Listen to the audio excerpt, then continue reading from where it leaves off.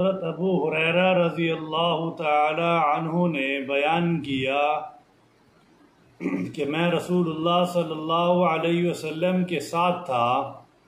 آپ نے فرمایا یقیناً جنت میں یاقوت کے ستون ہیں جن پر زبرجد کی کھڑکیاں ہیں، جن کے کھلے ہوئے دروازے ہیں جو روشن ستارہ کی طرح چمکتے ہیں۔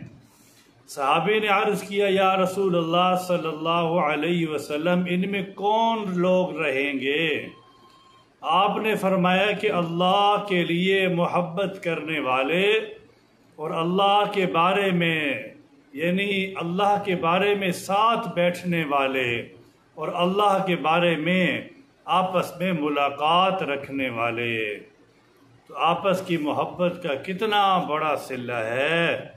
اللہ ہم سب کو آپس میں محبت رکھنے کی توفیق دے۔